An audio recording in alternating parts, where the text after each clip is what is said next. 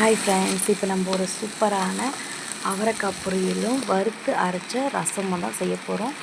வாங்க வீடியோக்குள்ளே போகலாம். அதுக்கு முன்னாடி நம்ம சேனலை சப்ஸ்கிரைப் பண்ணிக்கோங்க. நம்ம முதல்ல பார்க்க போகிறது ஒரு சுவையான சூப்பரான அவரைக்காய் பொரியல் தான். வாங்க எப்படி செய்யுதுன்னு பார்க்கலாமா? அதுக்கு ஃபஸ்ட்டு நான் ஒரு 1/4 கிலோ அவரைக்காய் எடுத்துருக்கேன். அதை நல்லா தண்ணி ஊற்றி ஒரு டைம் கழுவிட்டு அதுக்குள்ளே பூச்சி ஏதாவது இருக்கா, புழுகு இருக்கும், அதெல்லாம் இருக்கான்னு செக் பண்ணிவிட்டு சின்ன சின்னதாக கட் பண்ணி எடுத்துக்கலாம். பாருங்கள், கட் பண்ணி எடுத்தாச்சு. இப்போ கொஞ்சம் தண்ணி சேர்த்து கொஞ்சம் கல்லுப்பு சேர்த்து வேக வச்சுக்கலாம். இது வேகிற கேப்பில் நம்ம தக்காளி, வெங்காயம், அப்புறம் கொத்தமல்லி, கருவேப்பிலை எல்லாம் கட் பண்ணி எடுத்துக்கலாம். பாருங்கள், அந்த கேப்பில் இதுவும் வெந்துருச்சு. இப்போது இதை வடித்து எடுத்துக்கலாம். நம்ம ஃபஸ்ட்டு உப்பு சேர்த்ததுனால பார்த்து சேர்க்கணும், பார்த்துக்கோங்க. இப்போ வரைக்கும் நல்லா வெந்துருச்சு. இதை வடித்து எடுத்துக்கலாம். இது வடித்தாச்சு. இப்போ ஒரு அதே கடாயை வச்சு சூடு பண்ணிவிட்டு அதில் நான் தேங்காய் எண்ணெய் சேர்க்குறேன். நீங்கள் உங்கள்கிட்ட எண்ணெய் இருக்கோ சேர்த்துக்கோங்க. அப்புறம் எண்ணெய் காஞ்சதும் மீடியமில் வச்சுக்கணும். ஃபுல் வச்சுன்னா தீஞ்சிரும். கடுகு சேர்த்துட்டு கடுகு நல்லா பொரிஞ்சதும் கறிவேப்பிலை சேர்த்துக்கலாம். கறிவேப்பிலை நல்லா பொரிஞ்சிடும். ஓரளவுக்கு பொரிஞ்சதுமே நம்ம வெங்காயம் சேர்த்துடலாம்.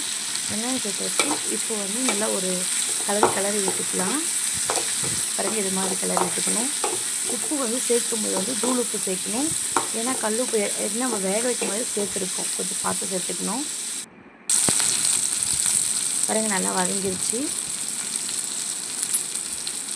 இப்போ நம்ம பெருங்காயத்தூள் சேர்க்குறோம். ஃபஸ்ட்டு பெருங்காயத்தூள், அப்புறம் உப்பு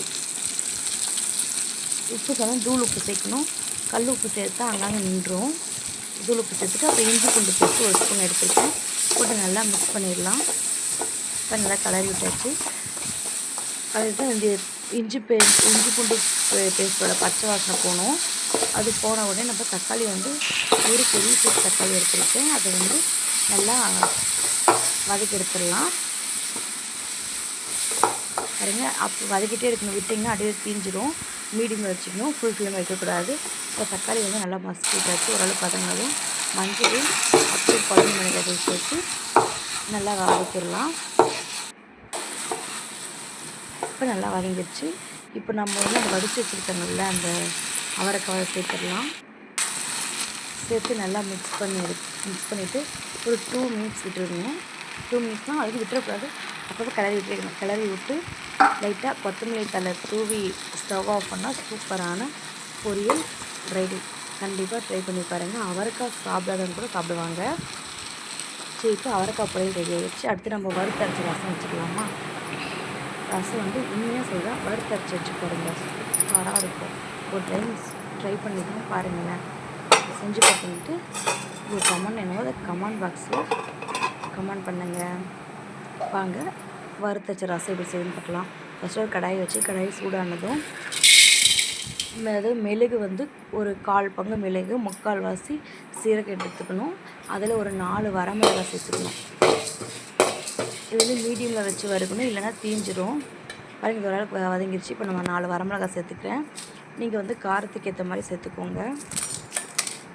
ஏன்னா அந்த ரசத்தில் காரம் இருக்காது, நம்ம நார்மலாக மிளகா போட்டால். அதாவது ஒரு 4 மிளகாய் இதை வறுத்து அரைச்சி போட்டால் காரம் கரெக்டாக இருக்கும். இது வறுக்கும் போதே ஒரு நல்ல வாசம் வரும். நீங்கள் மீடியம் வச்சுக்கோங்க, ஃபுல் ஃப்ளேம் வச்சு தீஞ்சிடும். பாருங்கள், இப்போ வறுந்துருச்சு. நல்லா மீடியம் வச்சுக்கணும், நல்லா தீஞ்சிடும். அது வறுக்கும் போதே அது வாசம் நல்லா வரும். இப்போ அவ்வளோதாங்க, வறுத்தாச்சு.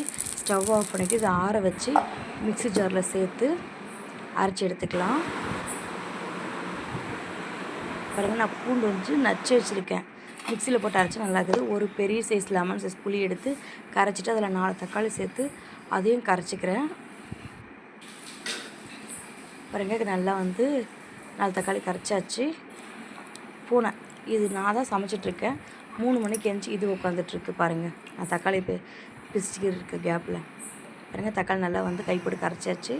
இப்போ கடாய் வச்சு கடாய் சூடானதும் நான் தேங்காய் எண்ணெய் சேர்க்குறேன். நீங்கள் கடலெண்ணெய் சேர்த்துக்கோங்க. இப்போ முக்கியமானது என்ன தெரியுமா? இதை மீடியம் ஃப்ளேமில் வச்சிடணும். கடுகு பொரிஞ்ச உடனே ஃபஸ்ட்டு பூண்டு போடணும். எதுக்குன்னா பூண்டு போட்டால் பூண்டு பொரியல் கொஞ்சம் லேட் ஆகும்.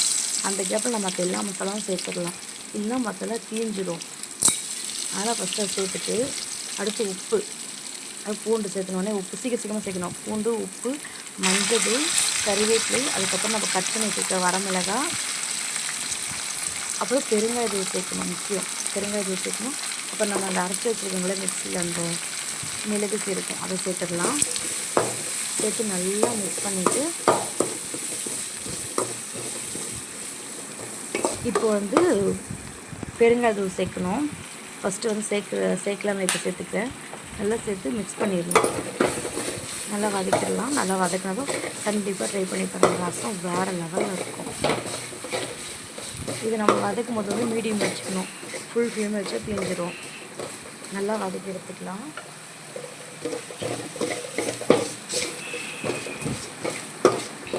பாருங்கள், உரம் நல்லா வதங்கிடுச்சு. எல்லாமே வந்து மீடியம் ஃப்ளேமில் தான் வைக்கணும். ஃபுல் ஃப்ளேம் வச்சு சேர்க்கக்கூடாது. ரசத்தை பொறுத்தவரை மீடியம் வச்சா தான் நல்லாயிருக்கும். இப்போ வந்து நம்ம கரைச்சி வச்சுருக்க புளி, தக்காளி இருக்குல்ல, அதை சேர்க்கலாம். சேர்க்கும்போது ஸ்ட்ரெயினாக ஒரு சவுண்டு வரணும். அப்போ தான் நம்ம வந்து கரெக்டாக செஞ்சுருக்கோங்கன்னு தெரியும். இப்பயுமே வந்து அது கரைச்சி ஊற்றிட்டு நம்ம தேவையான அதனால தண்ணி சேர்த்துக்கணும். திரும்ப சொல்கிறேன் கேளுங்க, மீடியம்லேயே வச்சுக்கோங்க. ஃபுல் ஃப்ளேமில் வைக்கக்கூடாது. ஃபுல் ஃப்ளேமில் வச்சா சீக்கிரமாக ரசம் கொதிச்சிரும். ரசம் செய்யறதுல ஸ்டார்ட் பண்ணி ரசம் ஆஃப் பண்ணுற வரையும் மீடியமில் தான் இருக்கணும். நம்ம தேவையான தண்ணி சேர்த்து வச்சு இப்போ ஒரு மிக்ஸ் பண்ணிவிட்டு இதில் வந்து உப்பு கரெக்டாக இருக்கான்னு செக் பண்ணிக்கோங்க. இது மாதிரி நல்லா நுர வர்ற அளவுக்கு விட்டுருங்க. மீடியமே இருக்கணும். ஃபுல் ஃப்ளேமில் மட்டும் வைக்கவே கூடாது. பார்த்திங்களா, நுர வருதா? நுர வரும்போது கொத்தமல்லி போட்டு உடனே வந்து அது க்ளோஸ் பண்ணிடணும் அந்த மூடி வச்சு. அதனால் பக்கத்தில் அப்போ தான் அதோடய வாசம், அந்த மல்லியோட வாசம் வந்து வெளியில் போகாமல் அதுலேயும் ஸ்டாப் ஆயிடும். கண்டிப்பாக ட்ரை பண்ணி பாருங்கள். எல்லோரும் பிடிக்கும். பாய்.